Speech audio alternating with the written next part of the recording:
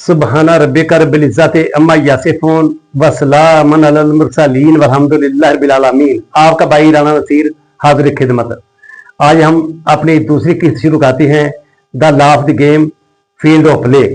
सबसे पहले तो मैं सबको ये मुबारकबाद देता हूँ, अपने सीनियर साथियों को जिन्होंने मुझे ये कहा है कि आप ये प्रोग्राम शुरू करें, और ये हमने प्रोग्राम शुरू कर लिया जूनियर रेफरी के लिए।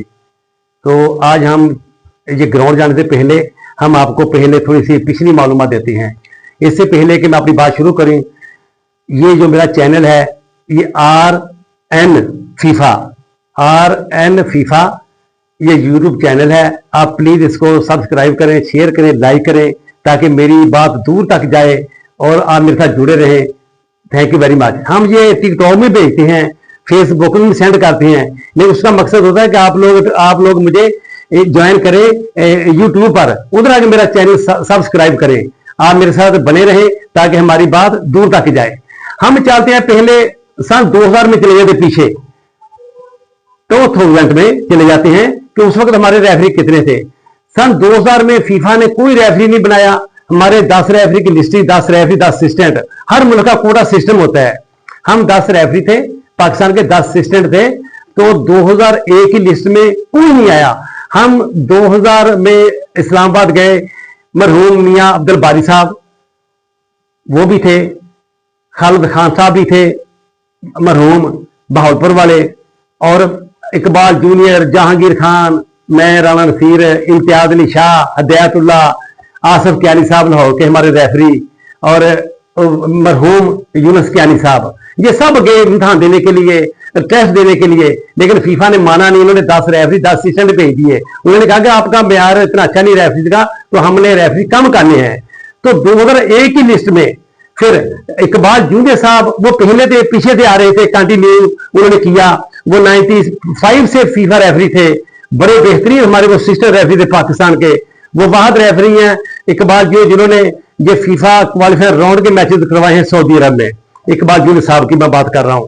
तो 2002 की जो लिस्ट आई, जब हम 2002 में रेफरी बने, 2001 में हमने टेस्ट दिया मलेशिया में।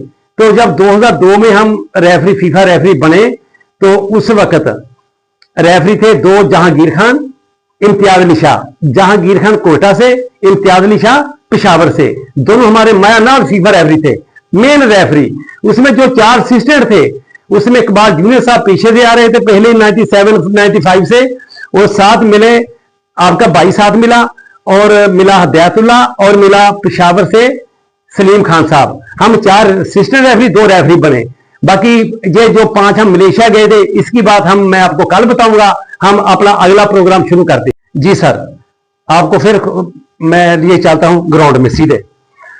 कल मैंने कहा था कॉर्नर फ्लैग, हर कोने में कॉर्नर फ्लैग होते हैं। 5 फुट उसकी ऊंचाई होती है, 5 फुट से ज्यादा ना हो और कम ना हो, खतरा होता है अगर खिलाड़ी नीचे गिर जाए। अगर 4 फुट का हो तो उसको पेट के अंदर या शदीद चोट आने का खतरा होता है।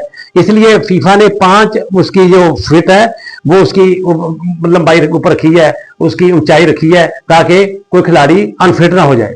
ये कॉर्नर फ्लैग हर कोने पर होते हैं। इसको कहते हैं कॉर्नर ऑर्क। ये चारों कोने में होती है 1 यार्ड की।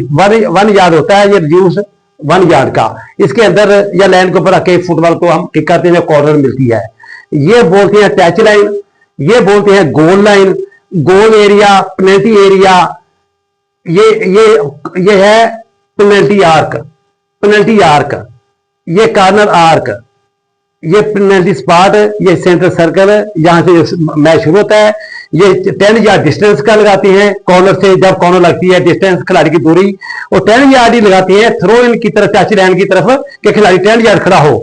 ये सिलसिला रहेगा। और ये हाँ, ये गोल पोस्ट की जो ऊंचाई होती है 8 फुट, 8 फुट इसकी ऊंचाई 8 फुट होती है। 8 फुट जो ऊंचे होते हैं ये गोल पोस्ट, ऊपर क्रॉस बार होती है, और ये गोल पोस्ट होते हैं। और ये इसको यही बोलना है, किसी ने डी नहीं बोलना, डी एंडा से, जितने मेरे छोटे खिलाड़ी सुन रहे हैं। Penalty area, penalty area, penalty area. बाकी कल सारा करेगा। आज मैं आपको ग्राउंड की लंबाई चौड़ाई बताऊं। इसकी लंबाई आप कर सकते हैं 130 गज, और चौड़ाई कर सकते हैं 90 गज। 130 और 90 यार्ड। 130 yard and 90 yard. 130 गज इसकी लंबाई और 90 गज इसकी चौड़ाई। अब दूसरी ग्राउंड कैसे बना सकते हैं फीफा स्टैंडर्ड।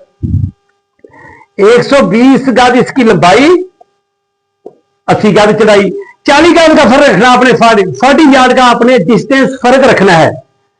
130 90 40 गज का फर्क आ गया, 120 80 40 गज का फर्क आ गया। अब समझ गए होंगे, ये 130 गज इसकी लंबाई, 90 गज चौड़ाई, 120 गज लंबाई, 80 गज चौड़ाई, 110 गज लंबाई और 70 गज चौड़ाई, 40 गज का फर्क है तीनों ग्राउंड में।